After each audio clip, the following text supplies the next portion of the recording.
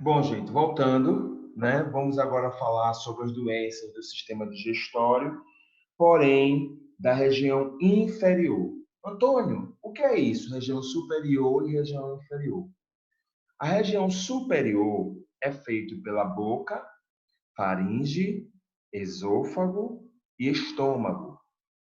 A região inferior é feita pelo intestino delgado, né, que é o duodeno, jejunum e o ilho, o intestino grosso, o reto e o ânus, tá bom? Então, é o que divide o intestino digestivo superior e o inferior. Vamos falar hoje não, né? Agora do inferior, tá? Bom, a primeira doença, né, que a gente tem, ou até, assim como diarreia, também podemos chamar de sintoma, vai depender muito da situação, é a constipação, tá bom? O que é a constipação, gente? A constipação é uma anormalidade, tá certo? Na evacuação, tá bom? Que faz com que as fezes ela fique muito tempo no intestino grosso, tá bom? No intestino grosso, gente, é onde ocorre a maior absorção de água durante o trato digestivo. E aí essas fezes ficam muito tempo no intestino grosso.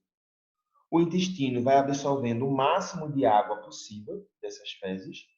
E aí essas fezes ficam secas. Tá? Elas ficam muito secas, essas fezes. E aí o paciente ele sente dor, né, ao evacuar. Então, além de ter dor ao evacuar, além de ter as fezes retidas por muito tempo, o paciente ele vai ter uma diminuição no volume fecal. Então, às vezes, sai uma bolinha só, sabe como é que diz? Ah, uma bolinha, duas bolinhas. Ele não consegue fazer um bolo fecal em grande quantidade. E quando faz esse bolo fecal, esse bolo fecal, ele é seco, tá? E o paciente tem muita dor para eliminar.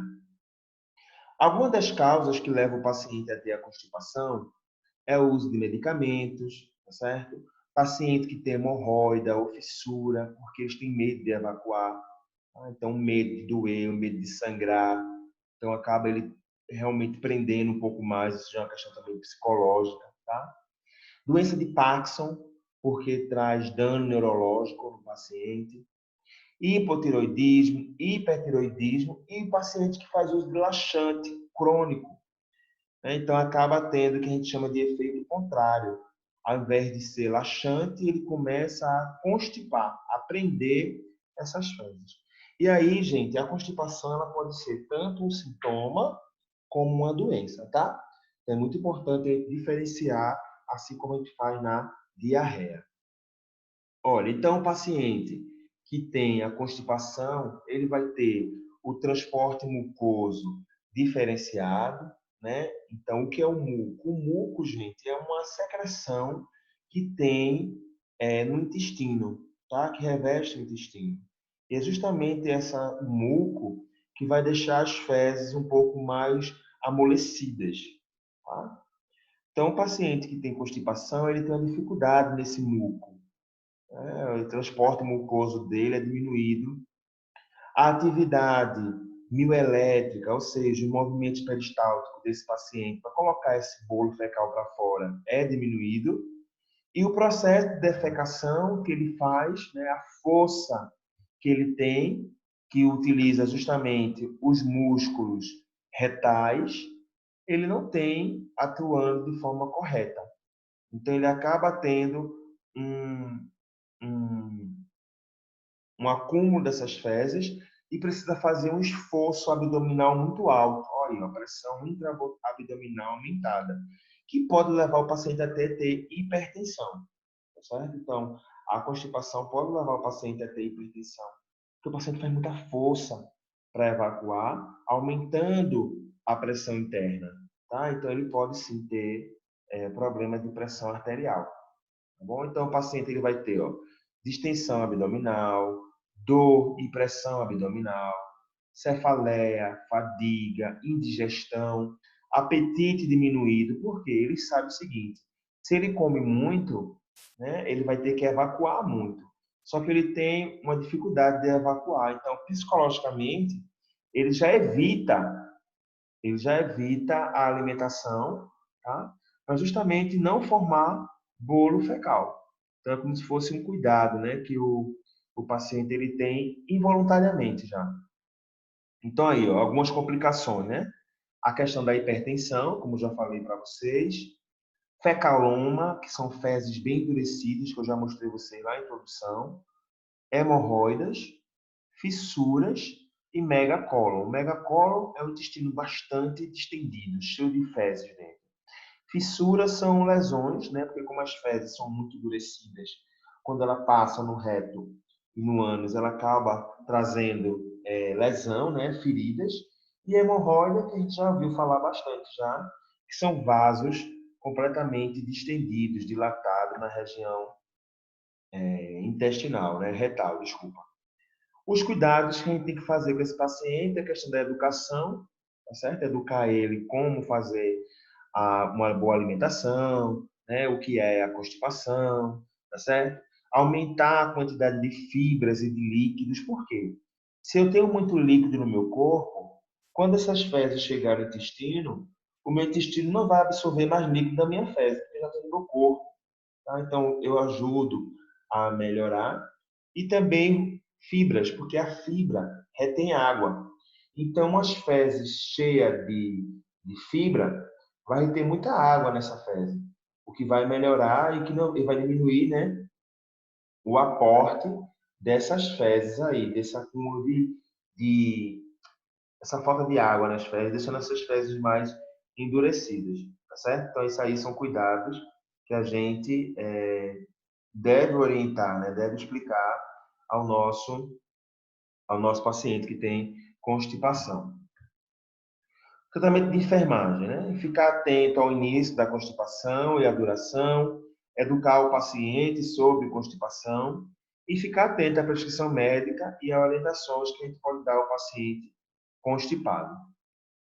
Outra patologia que a gente tem no intestino inferior é justamente a apendicite, né? Que nada mais é do que a inflamação do apêndice. Geralmente, a inflamação do apêndice, gente, acontece quando você tem um acúmulo de fezes, né, fecalito, quando você tem um corpo estranho, tá bom? Dentro desse apêndice, causando o que a gente chama de apendicite. Então, a apendicite é uma doença grave, tá certo? Que precisa de uma intervenção cirúrgica, tá bom? O paciente ele vai ter dor na região epigástrica e também no quadrante inferior direito, tá? Ele vai ter febre baixa, náusea, vômito. Pode acontecer constipação no paciente. E aí tem uma coisa muito importante, gente, que é o ponto de McBurney. O que é esse ponto de McBurney? É justamente quando o profissional ele aperta o quadrante inferior direito e solta, o paciente ele grita de dor, tá? Então isso aí é indicativo de que é apendicite. Na verdade, o paciente que tem apendicite, ele não deixa nem a gente tocar na barriga dele, de tanta dor que ele sente. E aí, se a gente não intervir, né, fazer uma apendicectomia, que é um procedimento de cirurgia, se não for feita a cirurgia urgentemente nesse paciente, essa inflamação ela torna-se generalizada, causando uma inflamação do peritônio, que é uma membrana que reveste toda a musculatura abdominal, levando o paciente a ter peritonite. E aí, como o peritônio ele tem muito sangue passando nele, acaba o sangue do paciente tendo infecção, né? E o paciente ele tem uma septicemia, que é a infecção generalizada, tá bom? Então, a bactéria que está no apêndice causando a inflamação, ela chega no peritônio, causando uma peritonite, e a peritonite leva a uma infecção generalizada. O paciente ele pode vir a óbito, tá? Então, o diagnóstico é através do exame físico, o hemograma, que vai detectar aumento de leucócitos, de neutrófilos, tá vendo? Que são aquela infecção aguda. Se lembra? Primeira célula de defesa da gente, neutrófilo. E também ultrassom, tá bom? E é como eu falei, ó, o apêndice pode levar a peritonite, tá certo? Que é uma complicação muito grave que leva a óbito mesmo no paciente. O tratamento médico, apendicectomia, é o único tratamento que tem, que é a retirada do apêndice, tá certo? É a cirurgia para retirar essa estrutura. E aí, cuidar de enfermagem. Avaliar a dor, reduzir a ansiedade, eliminar a infecção, principalmente onde foi feita a cirurgia, manter a integridade da cutânea, ou seja, realizar o curativo, tá? Permitir uma boa nutrição e colocar o paciente em posição de sangue Fowler para poder diminuir a pressão intraabdominal, diminuir a dor nesse paciente. Então, são alguns cuidados que a gente pode fazer com o nosso paciente. E aí vem, ó, doença diverticular. Se lembra que eu falei quase distante na aula anterior? Divertículo, que é quando eu tenho uma bolsa. Diverticulose, quando eu tenho várias bolsas. E diverticulite, quando eu tenho essa inflamação no divertículo. Tá certo? Olha aí, ó. Manifestação clínica. Irritabilidade intestinal, que pode levar justamente à diarreia, como a gente falou ontem, na aula de diarreia. Cólica, náusea, anorexia, tá certo? São sintomas que o paciente pode ter.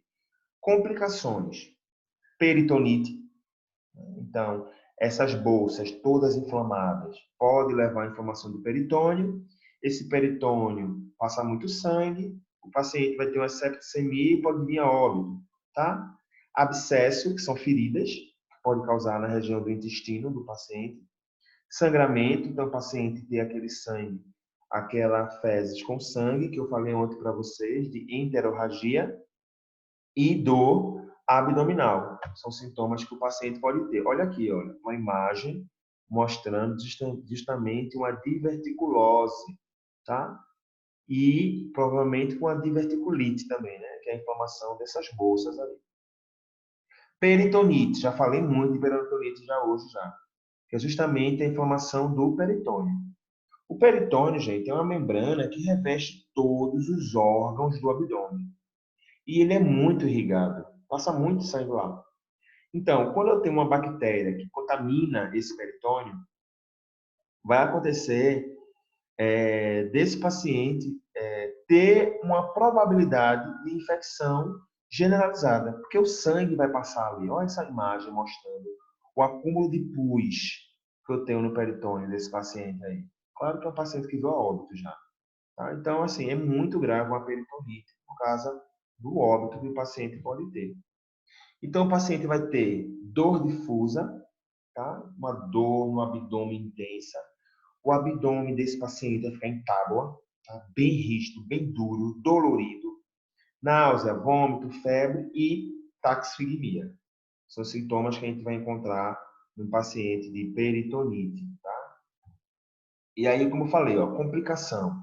A sepse, né, que é infecção generalizada, tá certo? E obstrução intestinal. E aí, nesse caso, foi alguém que me perguntou, eu não me lembro, mas aí a diferença entre colonoscopia, não, desculpa, colostomia e ileostomia. Se lembra? Que vocês perguntaram na aula passada, acho que foi Thaís, eu não me lembro. Desculpa, eu não me lembro, mas perguntou justamente sobre isso, né? Sobre ileostomia e colostomia. Né? Então, aí, o peritônio, a peritonite, é um dos fatores que leva o paciente a fazer uma colostomia. Tá? Porque ele vai ter obstrução intestinal, essas fezes não vai passar no intestino desse paciente, fazendo necessário, sim, o uso de uma bolsa de colostomia. Tratamento médico, analgésico e antibiótico, analgésico para dor, antibiótico para infecção, e enfermagem, avaliar a dor, né, e fazer reposição hídrica, além de usar medicamentos prescritos. Abscesso ano-retal. O abscesso ano-retal, gente, é uma coleção de pus, tá? Que vai acontecer justamente na região retal do paciente, como mostra aí na imagem. Então, o paciente ele vai ter, a gente vai encontrar isso mais em paciente que tem HIV, tá? O abscesso retal, altamente infectado, com pus, tá certo? É necessário fazer banho de assento, uso de analgésico e aí faz a incisão cirúrgica para poder tirar esse pus aí da região retal do paciente. Hemorroida. Hemorroida, gente, são dilatações, tá? Que ocorre justamente na região retal. Vocês sabem que a região retal, o ânus, ele é cheio de vasos, tá? Ele é altamente vascularizado. E aí, devido à força que o paciente faz para evacuar, devido à condição genética, o paciente acaba tendo a dilatação dessas veias, desses vasos, tá certo? Não tem nada a ver, sentou na cadeira de alguém do ônibus. Não, tem nada a ver isso não, tá certo? O paciente vai ter prurido, retal, dor e enterorragia, que é aquele sangue que eu falei ontem para vocês, aquelas fezes que tem sangue em cima, tá bom? Porque assim que as fezes saírem, já vai sair com sangue mesmo da hemorroida. Então, o tratamento, ter uma boa higiene, evitar fazer esforço durante a evacuação, dieta rica em frutas, fibras, muita água para deixar essas fezes mais amolecidas, banho de assento, pomada, supositório, tudo para poder aliviar essas fezes, tá? E essa dor da hemorroida. Veja aí nessa imagem que eu botei para vocês, rapidinho, que eu botei para vocês. E aí, quando. Eita, eu esqueci. Sim, quando o paciente chega a ter uma hemorroida, e essa hemorroida pode ser no grau 1, 2, 3 ou 4, o 4 é mais grave, tá? É necessário fazer uma cirurgia de hemorroidectomia, que é a retirada da hemorroida. Tá bom? Então, isso é um cuidado que a gente faz com o nosso paciente, o médico faz, tá certo? A CIT, eu já falei para vocês, é só para poder realmente ver, né, relembrar, que é o acúmulo de líquido na região peritoneal, tá? E aí se faz necessário retirar esse líquido do peritônio, tá vendo? Retirar o líquido do peritônio, para justamente esse peritônio voltar ao tamanho normal. A gente encontra a ascite, ou barriga d'água, né? Como é chamado popularmente. A gente encontra, por exemplo, na esquistossomose, não é isso? A gente encontra em paciente que tem problemas hepáticos, paciente que tem problema no baço, né? Paciente com problema de filtração renal, a gente vai encontrar ascite. E aí é necessário fazer a retirada desse líquido. Né? Quem faz isso, claro, que é o médico, tá bom? Varizes esofágicas, nada mais é do que varizes que ocorrem na região do esôfago, tá? O paciente ele vai ter hematêmese, que é vômito com sangue, melena, que é justamente o sangue misturado nas fezes, e vai ter o choque hipovolêmico. Segunda-feira eu vou passar para vocês uma pergunta sobre melena, para tirar uma dúvida muito importante sobre isso, tá certo? Quando essa parte de baixo tá errada aí, né? Não, isso não. Cirrose, não, isso é depois. Então, quando o paciente tem varizes esofágicas, se a gente não intervir o mais rápido possível nesse paciente, ele pode apresentar o choque hipovolêmico, que é a perda de muito líquido, muito sangue, né, em vômito e tudo mais, e aí ele precisa fazer uma transfusão de sangue, tá bom? Nesse paciente. O diagnóstico é feito com a endoscopia, tá? Que aí vai detectar justamente essa presença da varize. Cirrose. A cirrose, muita gente pensa que cirrose está associada com bebida, né? Com cerveja. Não. Também. Mas, por exemplo, a hepatite. A hepatite leva o paciente a ter cirrose. O uso de medicamento constante, como analgésico, né? O uso de drogas, pode levar o paciente a ter cirrose. O uso de dieta rica em gordura, rica em carboidrato, né? Pode levar o paciente a ter cirrose. Cirrose, gente, é a morte do tecido hepático. E aí causa uma ferida no tecido hepático, uma lesão nesse tecido hepático, e ele não se regenera, ficando aí essa massa de tecido morto. E, em sua grande maioria, né, presença de fibrose, tá? Evitando que esse tecido ele tenha a sua finalidade. E aí, a cirrose faz com que o paciente ele não produza mais a bile, ou diminua a produção de bile, e aí o paciente ele vai ter uma dificuldade em metabolizar gordura. Aí na imagem, gente, é uma colelitíase, tá? É a vesícula biliar, né? Cheia de pedras na vesícula, tá vendo? A gente chama de colelitíase, isso aí. Vou falar daqui a pouco sobre para vocês isso. E aí, ó, sintomas: náusea, vômito, dor abdominal, hepatomegalia, que é o aumento do tamanho do fígado, e icterícia, que é a pele amarelada. Sintomas da cirrose. Tá? O grande tratamento da cirrose, a primeira coisa é saber o que está causando a cirrose. Só vou conseguir tratar a cirrose quando eu descobrir. E aí, quando essa lesão não tem mais jeito, realmente só o transplante de fígado. Fatores que levam o paciente a ter cirrose: o uso de álcool, hepatite, doença genética, né? Hepatite autoimune, são fatores que levam o paciente a ter a cirrose.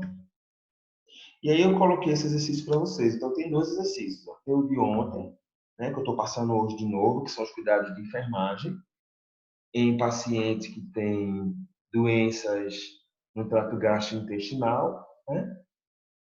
E aí eu estou passando para vocês também falarem um pouquinho sobre os cuidados de enfermagem no paciente que tem cirrose.